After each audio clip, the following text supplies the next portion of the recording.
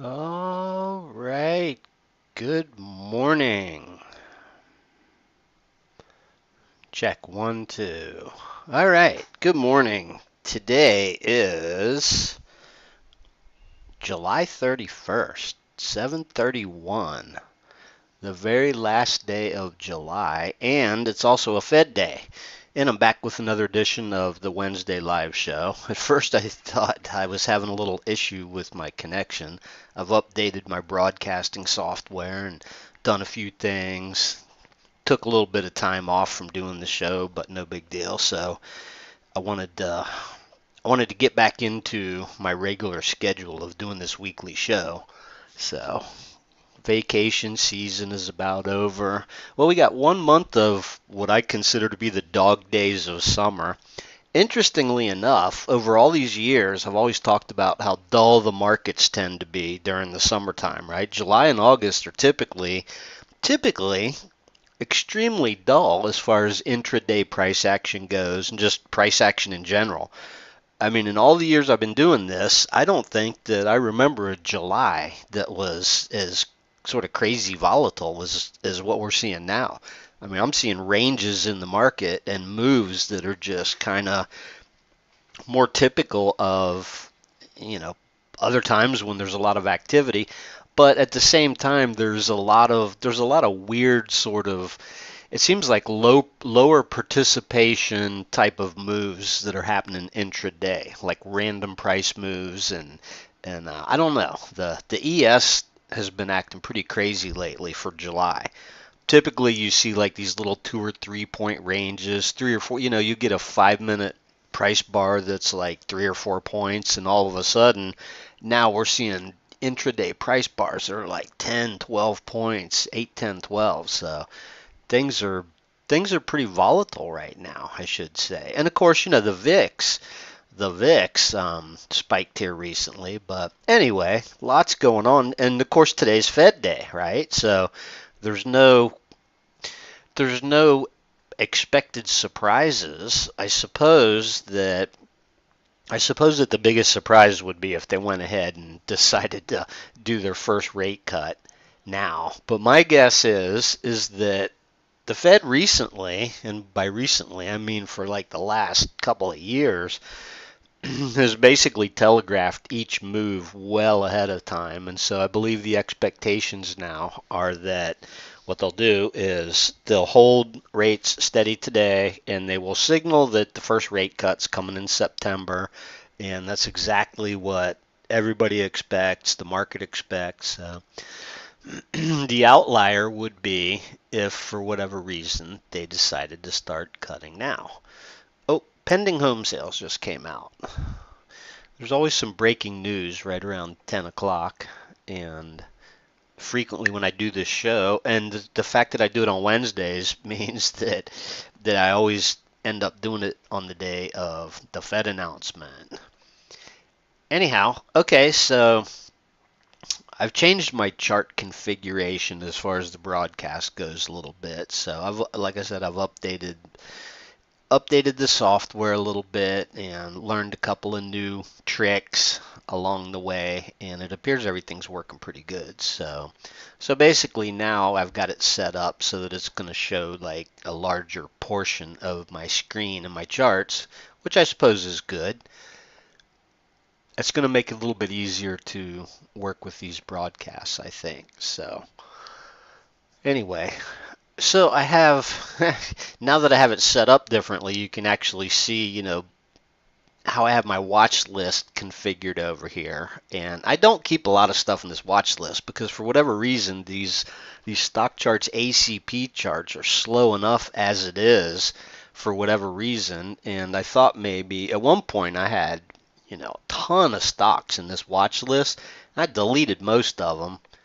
I went through and just deleted them and figured, I can just type the ticker symbols and maybe that'll speed things up. So, and sometimes seems like it does, sometimes it doesn't. But anyway, this is kind of interesting because you'll be able to see the different sort of chart configurations I have here. So this first one that we have obviously is the S&P going back to the October low, right? You remember we had a fairly decent sized sell-off last year, and we hit the low back in October. So this is a good place to start, like sort of the major trend line from, right? You start it from the lowest low, which is, if I zoom back out here, I mean basically that's the spot to start your trend line from. And then, of course, this is the only, fairly significant sell-off, pullback, correction, not really a correction, but that we've had thus far. So I jiggered this line a little bit. I have it touching the bottom of this bar. I think at one point I had it, but I'm not going to move it now. I mean, a few pixels here doesn't mean a whole lot, but it gives us the bigger picture, right? And so you can see that here recently, if I zoom into this, I know a lot of people like to look at candles. I have a candle chart, but if you look at this, yeah, this trend line, I mean, even if I had drawn this a little tighter up here, this trend line's gotten violated a couple times lately. What's interesting about this is how we had this gap down here, right? I mean, the market was just, for one thing, over here in June, spent like a couple of weeks just totally trading sideways and flat. And that was sort of interesting. That's more typical summer trading right there. Little narrow range days and just sort of a flat market. And then we got this sort of last rally here. Then we've got two gaps here.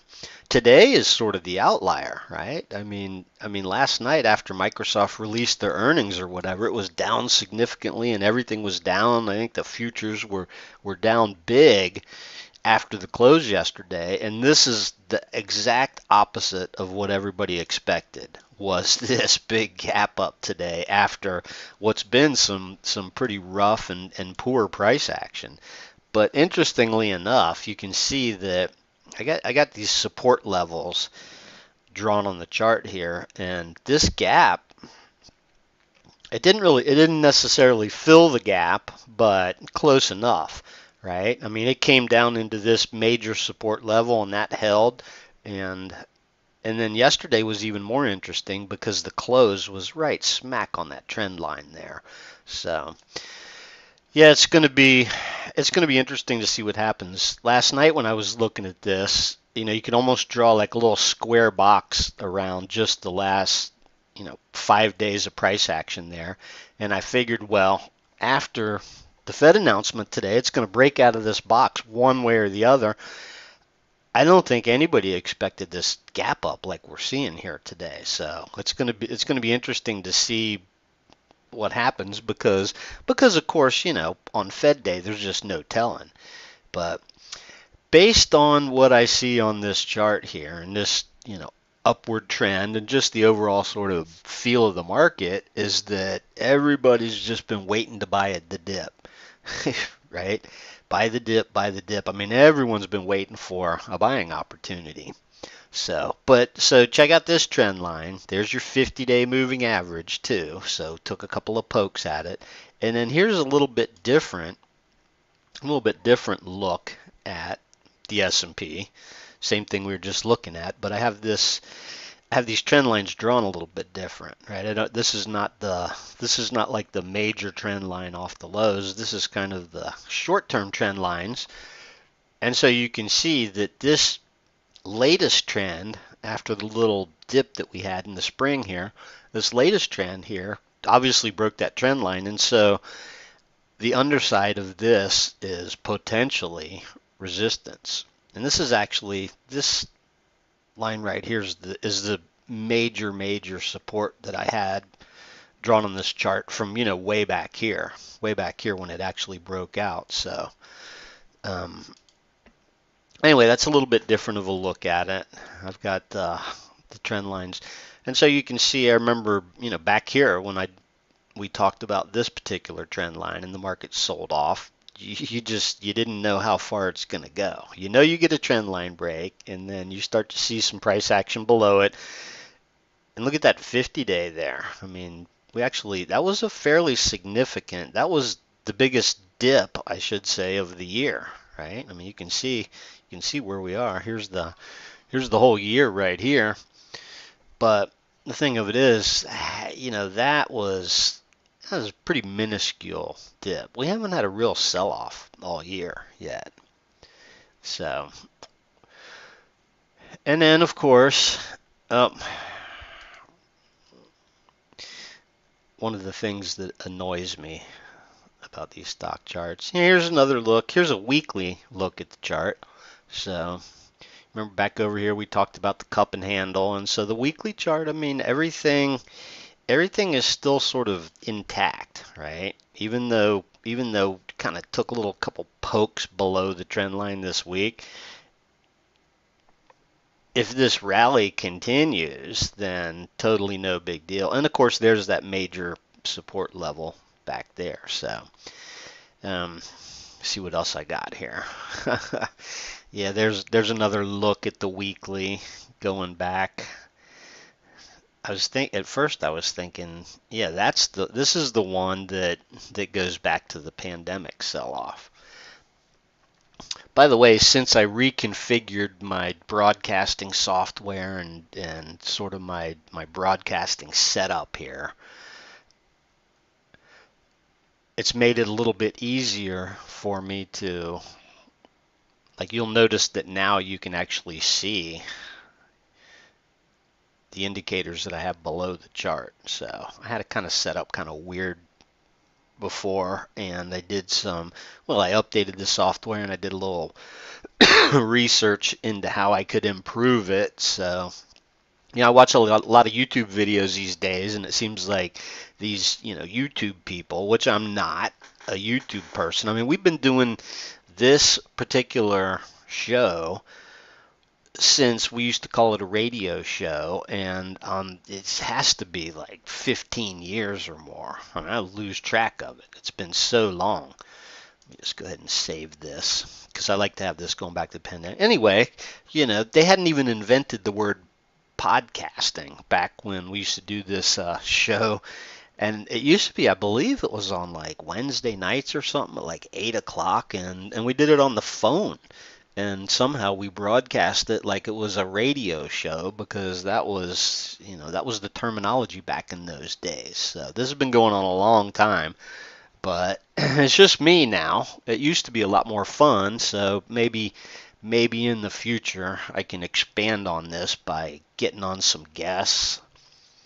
Anyway, I just wanted to do real quick sort of look at the market. Whenever you see these little sort of peaks like this, though, I mean, you always have to be suspect and wary because this doesn't necessarily mean they're just going to buy the dip and that this trajectory is just going to continue forever, right? I mean, it doesn't mean that at all. And so anytime you see these sort of spike highs like we're seeing here, let me go back to the daily chart. Anytime you see these little I don't know what to call it. I mean, this is a potential head and shoulders forming, right? I mean, there's the left shoulder, there's the head, and the right shoulder here, and so this area of support here. But the thing of it is that everything's fine. Everything's fine unless you break down below that level of support, which does not look imminent at this point. So here's the thing, everybody, for the past 2 years, the market's been rallying based on the idea the Fed's going to lower rates.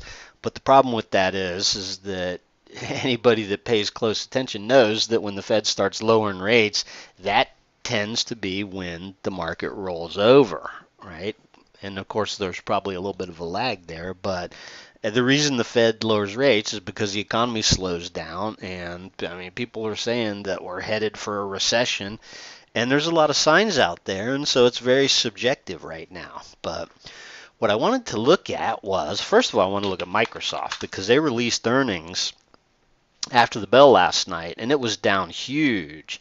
It was down huge in the after hours, and then somehow miraculously, you can see what I'm talking about this software. There's nothing wrong with my connection or computer or browser. There's nothing wrong with anything, but for some reason these stock charts seem to take longer to load than they should, and I'm not really sure why. So yeah, look at Microsoft. Look a little rough there. I mean, kind of And I mean, it's down what, 1.5% now, but I think last night it was down much more significantly. It probably came close to touching this 200-day in after hours. So, yeah, it's an interesting pattern there. And obviously there's a really good support level there. It'll be interesting to see if they let it come all the way down to that support level. But Microsoft's one of those stocks that the Magnificent Seven. Speaking of which, I didn't want to forget this. Let's see how this works. I have a couple little graphics that I saved from somewhere, and I thought this was pretty interesting. Obviously, everybody knows about market cap weightings and the Magnificent Seven and all that kind of stuff, but what's really fascinating about, and the reason I saved this, is this line right here, is like this part at the bottom here, and it shows the weightings and the overlap. But what's amazing about this, if you really think about it, is what it says here. So, passive money. I mean, how much money just gets indexed right into the markets out of 401ks, and, passive investing is, quite honestly, passive investing is humongous. And it's between passive investing, people that just contribute to their 401ks and it gets indexed into the market, between that and stock buybacks, and especially these humongous mega cap companies with their buybacks, between those two things, there's just a lot of money that just flows into the market on a regular basis. But so here's the interesting thing, is like, you look at these companies here, for every $100 of money allocated to the S&P, $32 of it goes into these 7 stocks. That's just a different way to think about it. And of course, $45 of it goes into NASDAQ. That's almost half. That's just crazy. So, which brings me to these next charts here.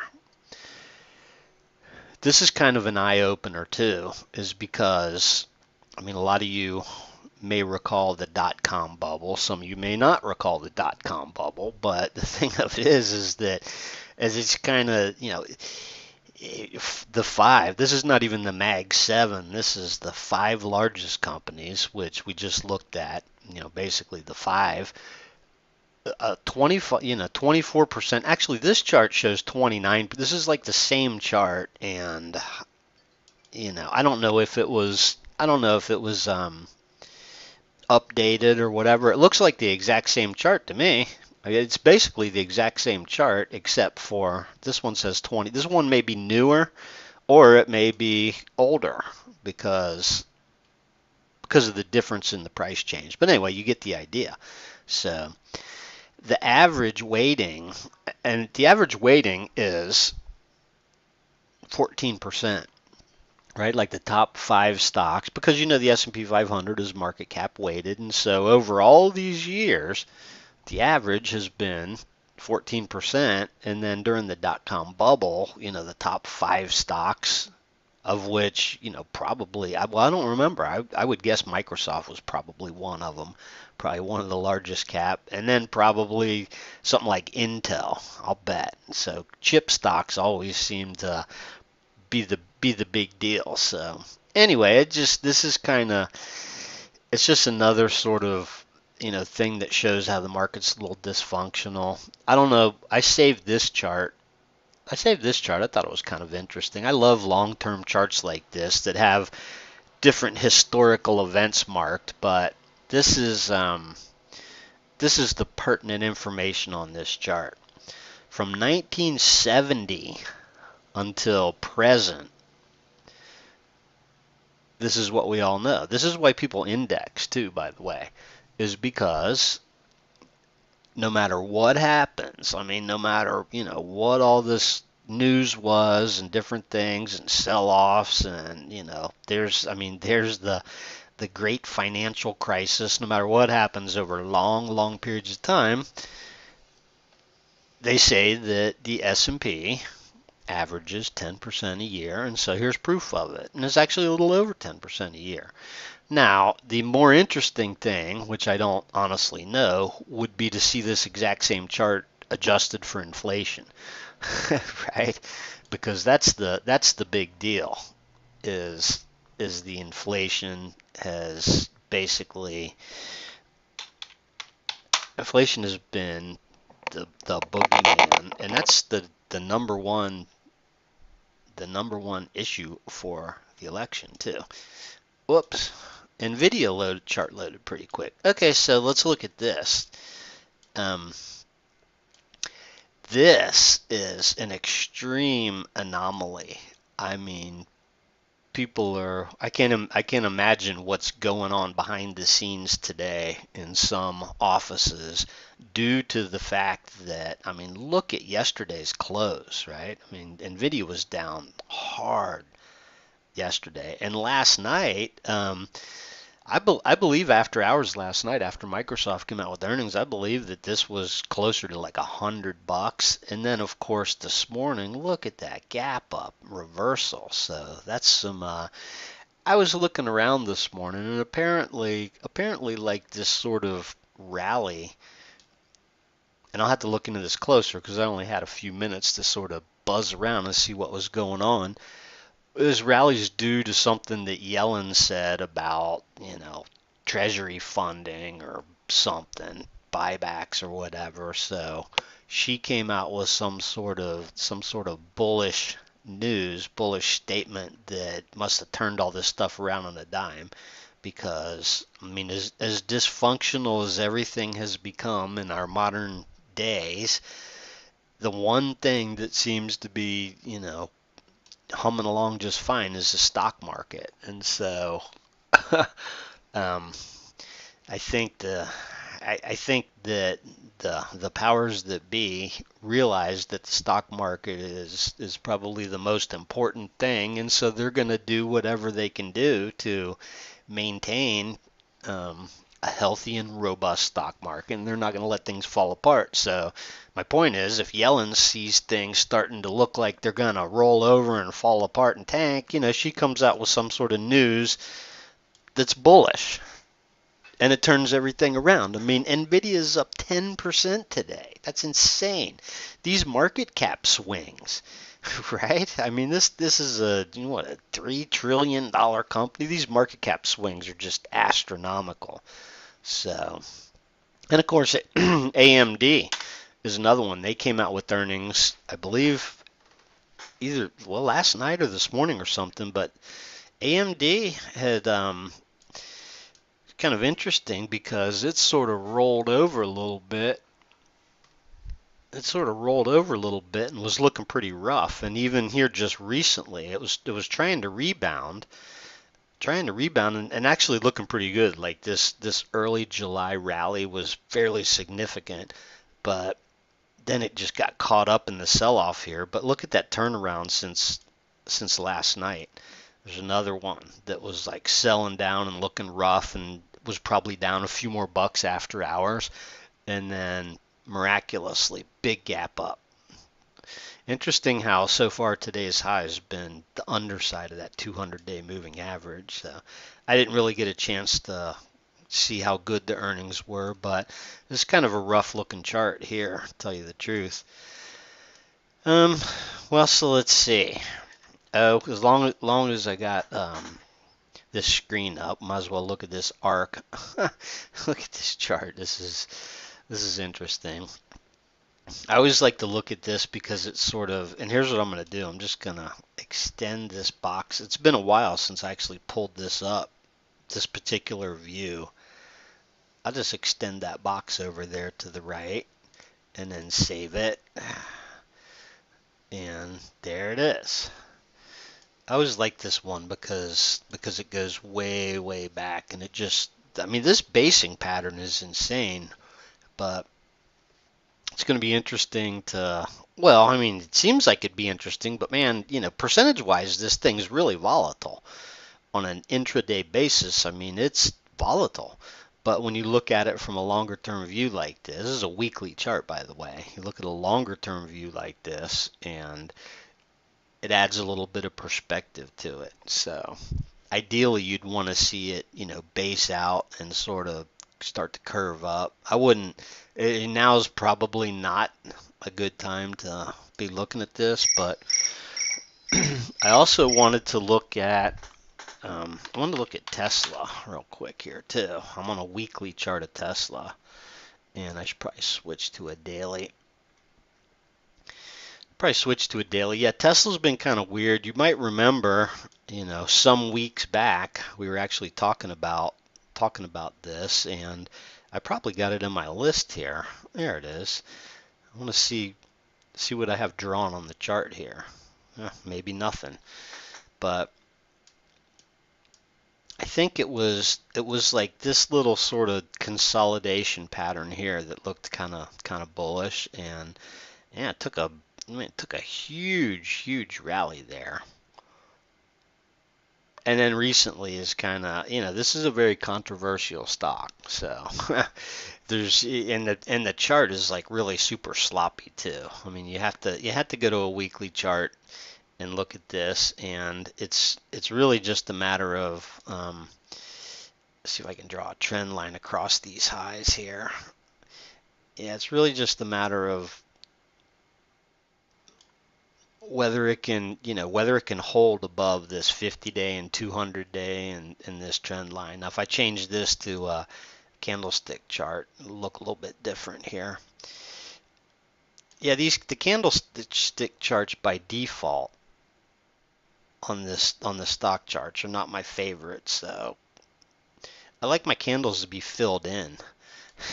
My green candles, and so I do have some candle charts configured in here with the green candles all filled in and that, but I just wanted to see what this would look like if I kind of drew a trend, and this actually looks a little bit better, right? So you can kind of see sort of an inverse type of head and shoulders, and so I would say, well, I don't know what just happened there, but I would say that if Tesla can,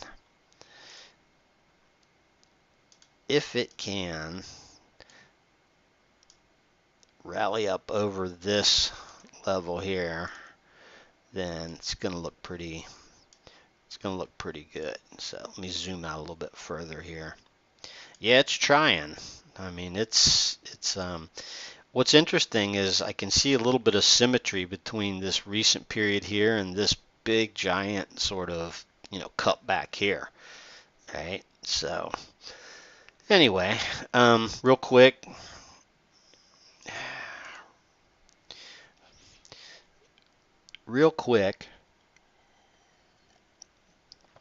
this is one of the most amazing charts, and you guys recall, for been looking at this thing for years. I mean, you probably, if you've tuned in for a while, you can probably remember back here when I drew this box originally, right? And just how it spent like a year just basically sideways, and then we've been following the Russell this whole time, but just more recently this breakout up towards the almost new highs is pretty amazing, considering that this was 2021, and here we are all these years later, and we're back. We've come back in this same box for one thing. And this is a daily chart, right? And so, I mean, just a few weeks ago, we were at the bottom of this box that goes back to 2020, and we've gone from the bottom to the top of it here. So this is kind of interesting. And this little area here is probably likely to be what I would say is major overhead resistance. So that's going to be one to watch. And of course there was the rotation. See, this is a daily chart of the Qs here, and honestly this is not so pretty, to be honest with you, because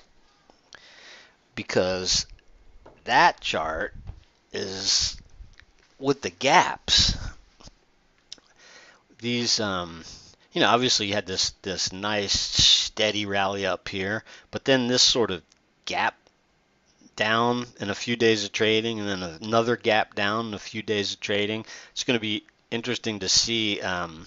That sort of reeks of what I would say distribution, right? Kind of like the opposite of this. This is accumulation, gap up and and a run, and then another gap up and a run, and so these gap downs here. But of course, everything's going to sort of hinge on what the reaction is to Powell today. So that's the big deal. I've gone my 30 minutes here, and so I'm going to go ahead and wrap this up. There's a lot more we could talk about, but anyway, one last chart. One last chart because semiconductors sort of drive this, they drive everything, right? Take a look at that RSI. It's kind of interesting when you pull up the semiconductor ETF, right? I mean, this is at the heart of the market, and the AI and the AI hype and the semiconductors and all that. So, um, it's kind of a similar chart to the Qs, and had a fairly decent sell down there, but you can see that, geez, it's been a long time since this thing actually was oversold. I mean, semis are I don't see a single RSI reading below 30, and you see a ton of them above 70 here. So that just kind of goes to the strength of this. But this is the most oversold semis have been in a long time. So that's the thing to watch. Keep an eye on that. And thanks for tuning in. I'll see you back here, same time, same place next week.